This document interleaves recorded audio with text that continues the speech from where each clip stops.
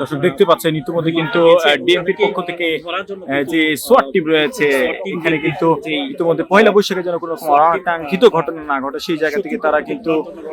যে মহড়া সেটি কিন্তু চলমান রয়েছে সেটি আপনাদেরকে সরাসরি দেখানোর চেষ্টা করছি। ইতিমধ্যে কিন্তু দুইজনকে সোয়াট টিম আটক করেছে এই পয়লা বৈশাখে যেন কোনো রকমের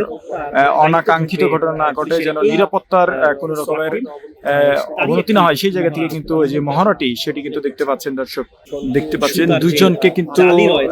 আটক করা হয়েছে, তার মধ্যে একজনকে কিন্তু শুট করা হয়েছে এবং তিনি কিন্তু মাটিতে লুটিয়ে পড়ছে এবং অপরজনকে কিন্তু অ্যারেস্ট করা হয়েছে। দেখতেই পাচ্ছেন যারা থাকবেন পয়লা বৈশাখে তারা সোয়াট টিম এবং তারাই কিন্তু ইতিমধ্যে দর্শক দেখতে পাচ্ছেন পুরো রমনা পার্কটি কিন্তু তারা নজরদারির মধ্যে রেখেছেন এবং একটি মহড়া তারা পরিচালনা করছে এবং এখান থেকে দুজনকে কিন্তু আটক করছে এবং ইতিমধ্যে bomb disposal team dog squad তারা কিন্তু এসেছেন এবং দেখতে পাচ্ছেন ডগ স্কোয়াড কিন্তু কোনো রকমের কোনো বোম সদৃশ যদি কোনো কিছু থেকে থাকে সেটির জন্য তারা কিন্তু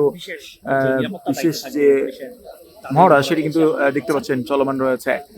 দেখতে পাচ্ছেন যে ডগ স্কোয়াড টিম কিন্তু ইতিমধ্যে পুরো রমনা পার্কের চতুর্দিকে কিন্তু তারা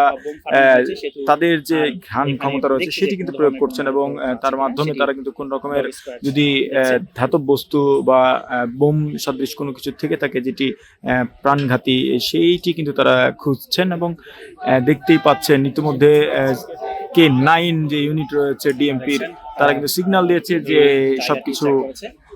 পজিটিভ রয়েছে এবং সেই জায়গা থেকে কিন্তু তাদেরকে সরিয়ে নেওয়া হচ্ছে এবং অপর দিক থেকে আমরা দর্শক দেখতে পাবো আর কিছুক্ষণ পরে ডগ স্কোয়াড টিমকে নিয়ে তারা কিন্তু সরে যাচ্ছেন।